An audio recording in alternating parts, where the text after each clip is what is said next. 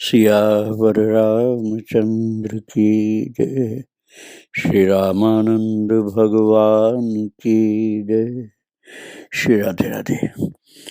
भक्तों, बहुत सुगंधित कोई बड़ा सुंदर सरोवर में खिला हुआ कमल हो, सरोवर भी बहुत सुंदर हो, कमल भी बहुत सुंदर हो, सुगंध भी बहुत अच्छी हो, तो भंवरा अपने आप भागता हुआ आता उड़ता हुआ, भ्रमर को आमंत्रण नहीं देना पड़ता है। बिना निमंत्रण दिए ही भ्रमर वृंद अर्थात भंवरे उड़ते हुए चले आते हैं। पता नहीं कहाँ कहाँ से चले आते हैं दर्शन करने के लिए, सुगंध लेने के लिए। ऐसे ही अवतारी महापुरुषों के समय में उनके ग्राहक लोग बिना निमंत्रण के अपने आप भागे चले आते हैं। भगवान श्री रामानंद जी के अवतार के समय में भी ऐसा ही था।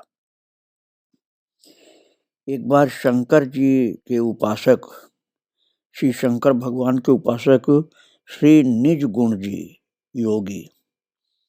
योगी का नाम था श्री निज गुण जी, वो काशी में आए और जगत गुरु श्री रामानंदाचार्य जी महाराज की प्रसिद्धि सुनी तो आश्रम पर आकर दर्शन प्राप्त किया तथा प्रार्थना करते हुए एक विचित्र प्रश्न किया। वो निर्गुण योगी ने एक प्रश्न किया कि हे नाथ, अत्यंत मनोहर एक सुंदरी है, वो दिव्य रमणी कभी सामने नहीं आती, उसे खोजने पर गूलर के फूल की तरह वो मिलती ही नहीं है, और वो वैराग्य के सिंहासन पर बैठे पुरुषों का मन रोज मथती रहती है,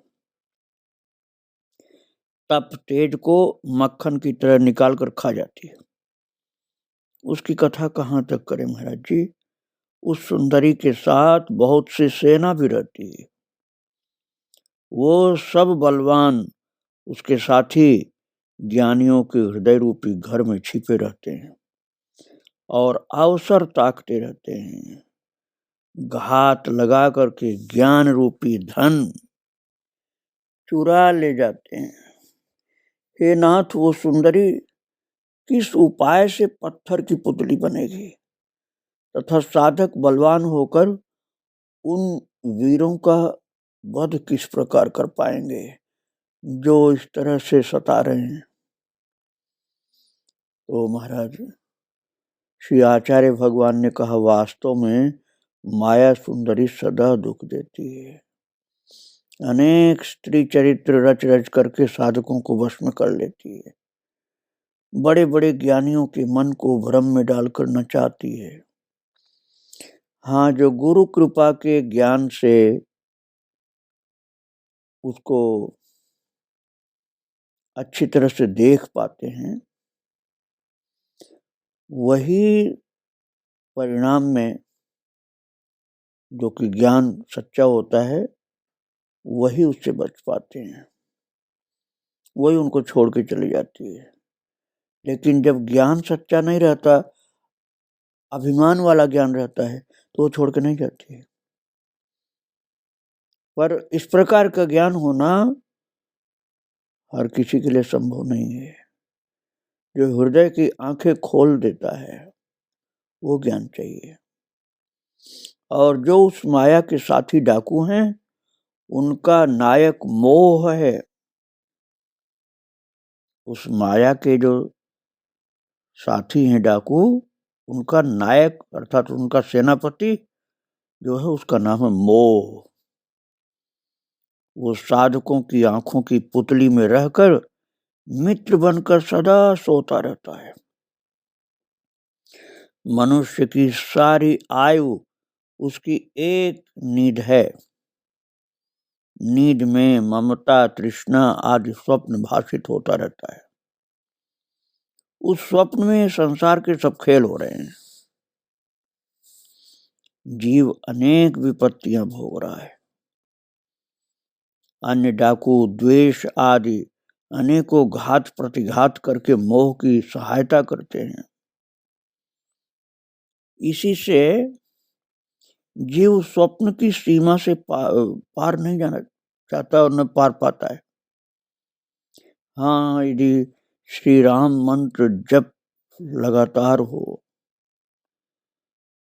तब वो उस जप के बल से माया को पत्थर की पुतली बना देता है। अन्य साधन योग यज्ञ आदि इस युग में कठिन है। राम मंत्र अर्थात राम जी का नाम और राम मंत्र, इससे बढ़ करके कोई उपाय नहीं।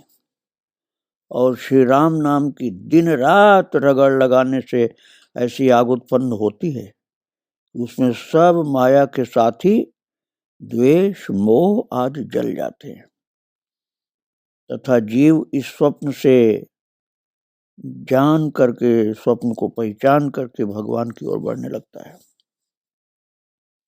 श्री राम जी की कृपा के बिना अपना बल लगाने वाले साधक को जो साधना करते हैं वो कपट के कपाट हैं। जो योगी जग भी जाते हैं कुछ योगादि साधनों से, वो भी दिव्य धाम का मार्ग नहीं पाते हैं।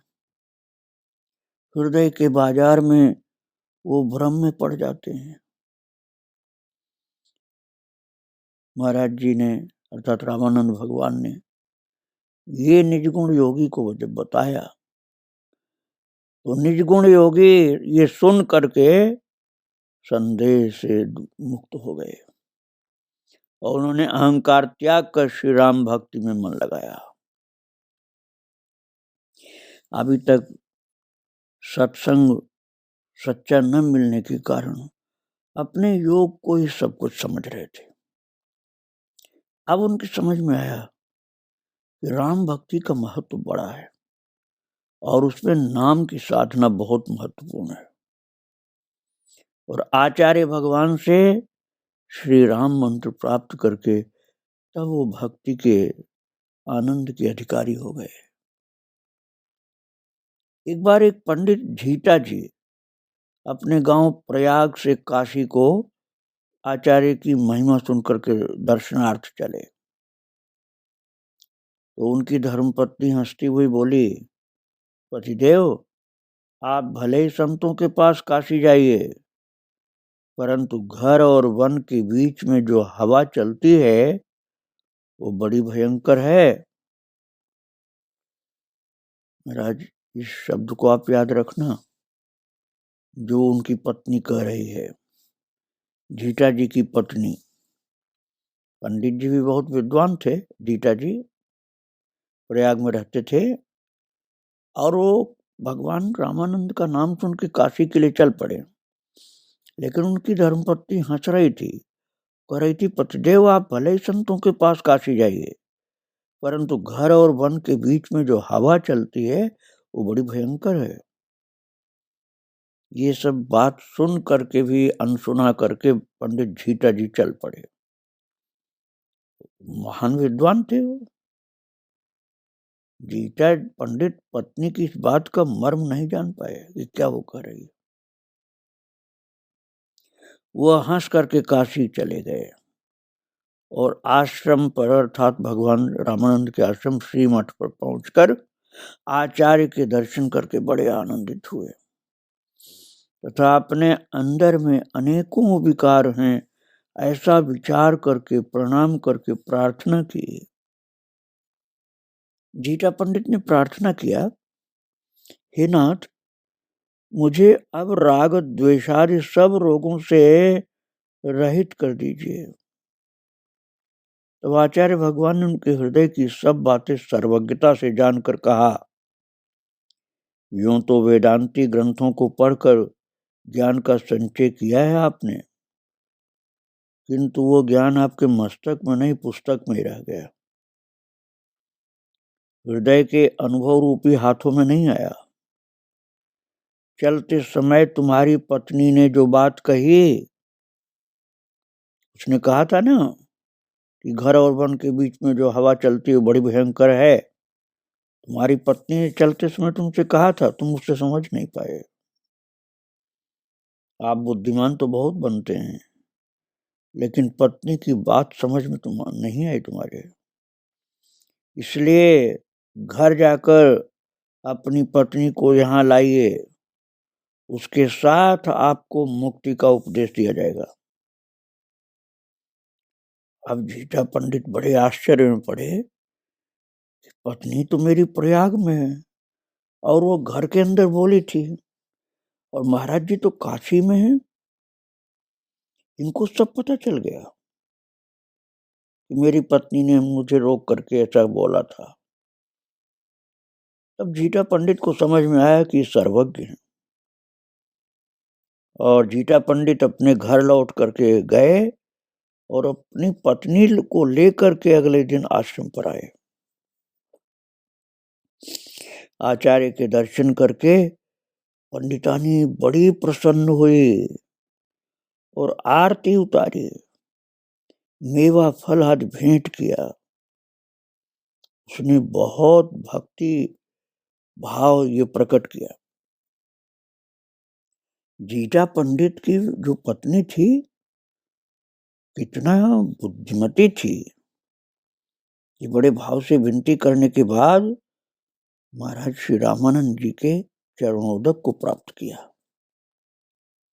तब आचार्य भगवान ने उससे पूछा, काशी चलते समय तुमने जो पंडित जी से कहा था कि घर और वन के बीच में भयंकर वायु है, सो घर और वन के बीच में क्या रहस्य है, और वो कौन सा लोक है जहां पर सूर्य का प्रकाश नहीं पहुंचता है। ये सुनते ही पंडितानी बहुत लज्जित हुई और बिना बोले ही इशारों में उत्तर देने लगी। पहले प्रश्न के उत्तर में उसने अपनी आंख का काजल पोंछ करके दिखाया जहां सूर्य का प्रकाश नहीं। पहले तो पूछा था ना कि घर और वन के बीच में भयंकर वायु है, तो उसका क्या रहस्य है, तो उसने आंख का काजल पोंछ के दिखाया। और दूसरा प्रश्न था कि सूर्य का प्रकाश नहीं पहुंचता है, वो कौन सा लोक है। तो इसने पंडित की पत्नी ने, कितना विदुषी थी वो, कि उत्तर में खाली हाथ हथेली अपनी चमका करके दिखला दी। इन इशारों का मर्म कोई नहीं समझ सका, केवल महाराज जी समझे, रामानंद भगवान। तो महाराज उसके बाद भगवान श्री रामानंद जी ने शंख बजा दिया, और उस ध्वनि को सुनते ही पंडितानी पागल सी हो गई और चिल्लाने लगी धरती पर गिर करके। और वो रोती हुई हाथ जोड़ करके क्षमा मांगती हुई बोली, महाराज जी मैं आपकी शरण में हूं, मेरा भेद मत खोलिए, मुझे क्षमा करें। तब आचार्य भगवान ने कहा, तुमने बड़ी अनीति कर रखी है, ऐसा विलासिता का जाल फैलाया है, इस जाल से ज्ञानी और ध्यानी तथा मोक्ष के इच्छुक भला कैसे बच पाएंगे। तूने इतना भ्रम डाल रखा है, हे देवांगना, अब तू बेचारे इस पंडित को छोड़ करके अपने लोक में चली जा। ये सुनते तत्काल वो देव कन्या दिव्य रूप धारण करके प्रार्थना करती हुई अपने लोक को चली गई। भक्तों, वो अप्सरा थी और वो मनुष्यों का स्वरूप बनाकर घूमती थी।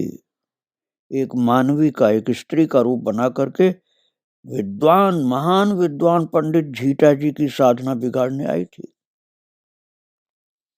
एक संतानहीन ब्राह्मण को तीर्थ में मिली और श्री झीटा पंडित के साथ उस ब्राह्मण ने उसका विवाह कर दिया था। झीटा पंडित बहुत बुद्धिमान थे, बड़े विद्वान थे, लेकिन ये रहस्य उनके समझ में नहीं आ सकता था। ये तो भगवान श्री रामानंद ने ही भेद खोला कि अप्सरा है। पंडित का नशा अब उतर गया। सारा भेद समझकर श्री झीटा पंडित ने आचार्य भगवान से दीक्षा ली और दिव्य ज्ञान प्राप्त किया। उनका नाम आचार्य ने श्री राघव शरण रखा और उपदेश दिया कि वास्तव में अविद्या से मोह अज्ञान उत्पन्न होता है तथा विद्या से अभिमान भी आता है। बहुत उच्च कोटि के विद्वान पंडित थे झीटा पंडित जी, और जब वो अप्सरा को नहीं पहचान के उसके गुलाम बने हुए चलते थे रहते थे, उस बात को समझ गए, तब महाराज जी के चरणों में गिरे और महाराज जी ने उनको दीक्षा दी। उनका नाम श्री राघव शरण रखा और उपदेश किया महाराज जी ने कि देखो, अविद्या से मोह और अज्ञान उत्पन्न होता है, लेकिन विद्या से सबका अज्ञान मोह मिटता नहीं है। कई बार विद्या से अभिमान आता है और महाविद्या रूपी स्त्री के प्रेम से सुखाशक्ति उत्पन्न होकर साधकों को बांधती है। ज्ञानियों को नित्य ही यह अविद्या विद्या तथा महाविद्या, ये माया तीन रूप धर करके फंसाए रखती है। अविद्या से तो साधक गिरता है, विद्या से उठता है तथा महाविद्या से डूब जाता है। और इस भ्रम के समुद्र में साधक ऐसे डूबता उछलता रहता है और उसकी आयु बीत जाती है। बहुत अच्छी तरह से इस बात को समझिए भक्तों। अविद्या मतलब पूर्ण अज्ञान। विद्या का तात्पर्य हुआ शास्त्रों का अध्ययन वाला ज्ञान, और महाविद्या का तात्पर्य वासना में फंस करके उसी को ज्ञान समझना। तो भगवान श्री रामानंदाचार्य जी ने कहा, ज्ञानियों को नित्य ही अविद्या तो मोह और अज्ञान में बांधती है, विद्या अभिमान में बांधती है और महाविद्या सुखाशक्ति में बांधती है। तो विद्वान अपने को समझने वाला मोह अज्ञान में, अभिमान में और सुख की आसक्ति में बंध जाता है,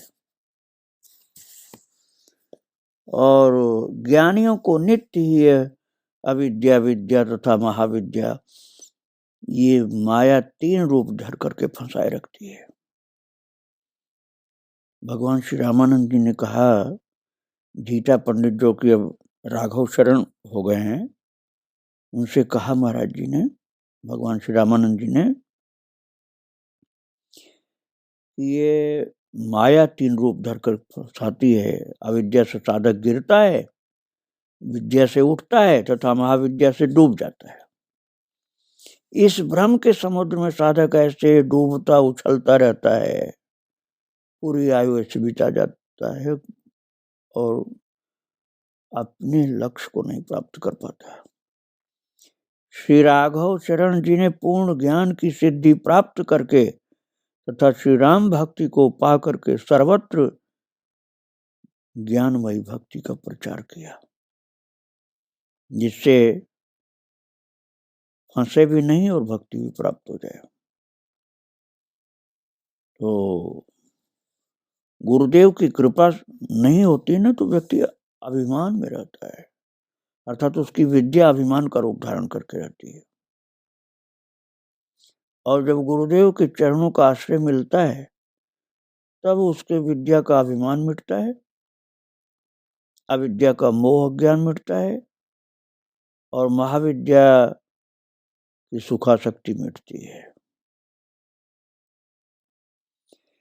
तो ये ज्ञान भगवान श्री रामानंद जी ने राघव शरण जी को करा दिया। तब वो ज्ञान युक्त भक्ति का प्रचार करने में लग गए। और एक चरित्र सुनाता हूँ भक्तों आपको।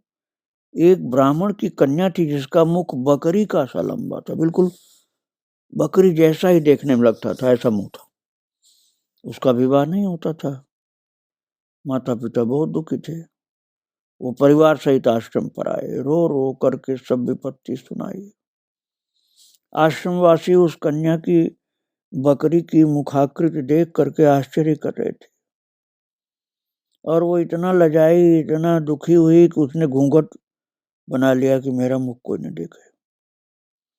तब आचार्य भगवान ने मीठी वाणी से कहा कि पूर्व जन्म की इसकी बात है, उसको समझो।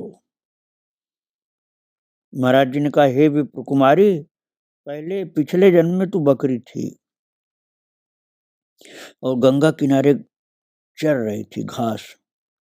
उसी समय गंगा में बाढ़ आ गई और तू बह चली। बहुत निकलना चाहा पर निकल नहीं पाई। फिर जंगल की एक झाड़ी में फंस गई। झाड़ी में ऐसी फंस गई कि निकल ही नहीं पाई और बाढ़ के जल में डूब गई।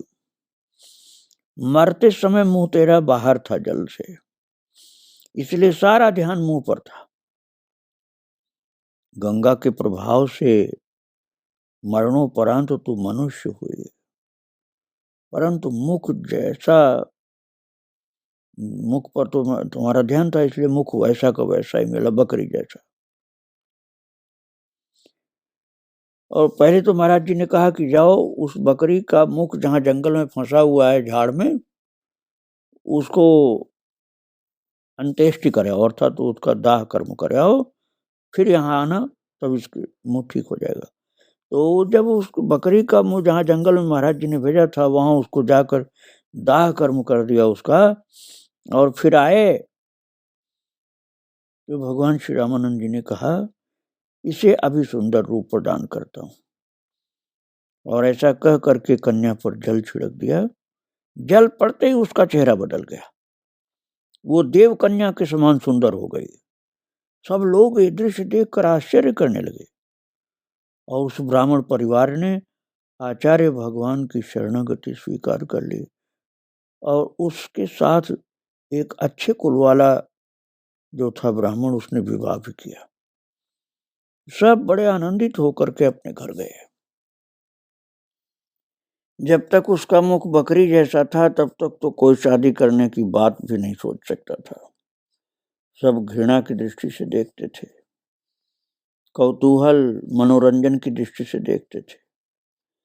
और महाराज अब भगवान श्री रामानंद की कृपा से इतनी सुंदरी वो हो गई थी कन्या कि बहुत उच्च कुल के ब्राह्मण ने उसके साथ शादी किया था। बड़ा धन खर्च करके उत्सव मनाया गया था और आश्रम पर आ करके भी उन लोगों ने महाराज जी के चरणों में बहुत भेंट अर्पित किया। महाराज जी ने कहा, इसका भंडारा करो, मैं क्या करूंगा धन लेकर। तो फिर खूब विशाल भंडारा किया गया। तो भक्तों, मृत्यु के समय में